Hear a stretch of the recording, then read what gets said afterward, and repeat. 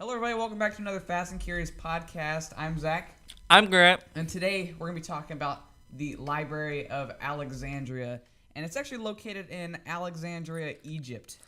It was one of the largest and most significant libraries in ancient time. You want to tell us what happened to it?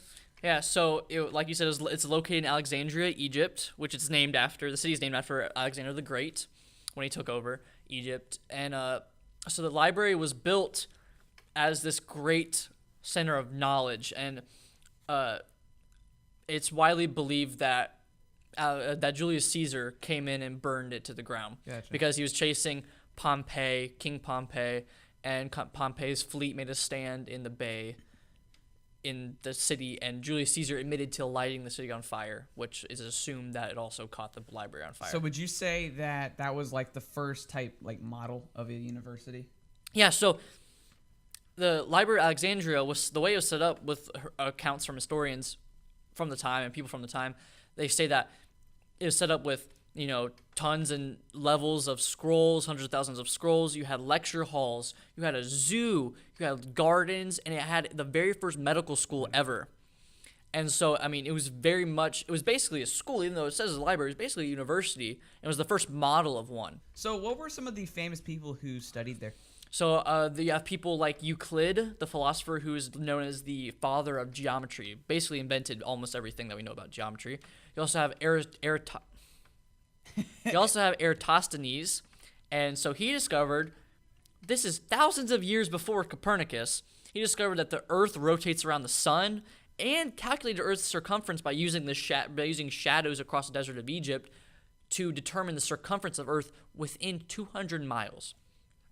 Then you had people like Hipparchus, who invented trigonometry. So, the math class everyone hates. You can thank Hipparchus for that. You also had Dionysius Thrax.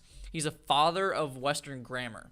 Basically invented a lot of what we know as modern-day grammar. So now, historians basically consider this one of the greatest crimes against the evolution, evolving of humanity. Yeah, because it was a big part of it. Yeah, There's a lot of because scientific there's things that they found out about it. so much knowledge, medical knowledge, scientific knowledge, mathematical knowledge stored in this place that whenever it was burned down and all of it was lost, it's set back human civilization for like almost 1,000 years. All that stuff that they had like found out. modern medical Yeah. knowledge that probably could have prevented like the Black Plague during the Middle Ages, all this terrible stuff that happened.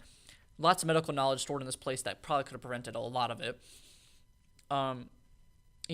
It's, who knows? They have said that if it wasn't burned down, who knows how far advanced human civilization would be now. So also, something that's really cool about it, and it just shows how much in Alexandria they value knowledge itself, was whenever merchants and trading ships would come into dock to trade goods and stuff in Alexandria, one of their taxes for docking and staying was if they had like books of stories or information and stuff, they had to go to the library and give them the information, the stories, so they could copy it down, and then you'd get your books back and stuff.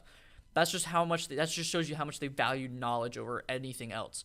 So they had, there's no telling how many copies and how many famous works and all that got lost in the burning of the library. Yeah, that's like really something. I'm still stuck on the fact that where our civilization could be right now if that didn't happen. Yeah, like Where could we be? you look at all these guys that came like after the Middle Ages that like discovered, that had like lots of famous scientific discoveries like Newton and Copernicus and Galileo and all, and then you realize that like there were guys back in Alexandria discovering all this stuff like thousands of years before But there was them. no proof of it actually Yeah, happening. but they didn't know that it happened because it all got burnt down.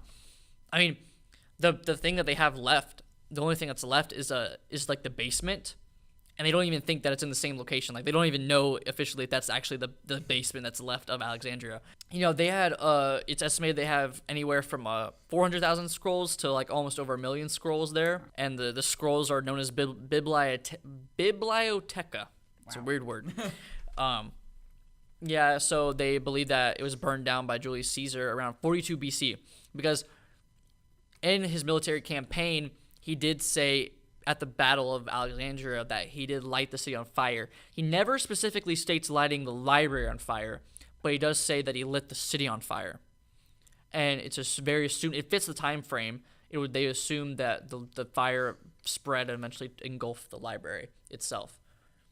So Gotcha. blame Pompeii for that. Yeah, I mean, it's these kind of things that kind of get you thinking about, things that have happened in the past that just have kind of set us back. Like, where could we be right now? We could be in flying saucers at this point. Yeah, we could be just in the we could stars. be in space. We could be the gods of the moon. I don't know. Like, but we could be crazy. But, like, lots of people believe that, there's lots of conspiracy theories that go behind it, too. Lots of people believe that the Vatican has tons of stuff that was saved from the fire, but the Vatican isn't going to release that because it's in the Vatican archives, which is like the most secretive place like in the world, that you cannot get into that place.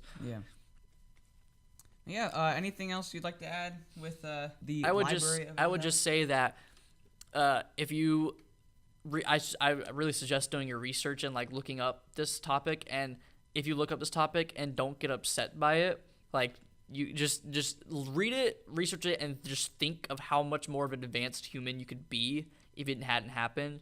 Like, this will make you upset. Like, you'll get mad at Caesar. Like, because Caesar was like one of the men that I kind of like try to like base myself off of. Like, I love, like, Caesar's just awesome, this cool, just awesome guy. I mean, this dude just took over the whole Roman Empire. Was just, I'm emperor now. And then I researched this and learned about this, and I was like, oh, this is. Screw Caesar. Yeah, this guy sucks. Yeah, definitely do your research, because there's a lot of stuff that is still mystery, just out there. Like, still, like, some more information.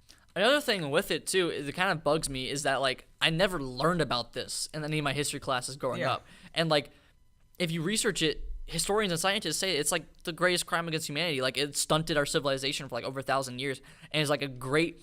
All the stuff that happened in the Dark Ages and the Middle Ages, you can like trace it back to burning the Library of Alexandria, because like we didn't have the information, and all. And so like, I think that it's something that needs to be taught more and should be a bigger topic when discussing world history. Yeah, gosh, that didn't even dawn on me that we didn't even learn anything about that in world history. Yeah, but I think that's gonna be the end of this episode. Thank you guys for listening. We love to give you these interesting and unique topics. And we'll catch you guys on the next Fast and Curious podcast. It's been Zach. It's been Grant. We'll see you guys.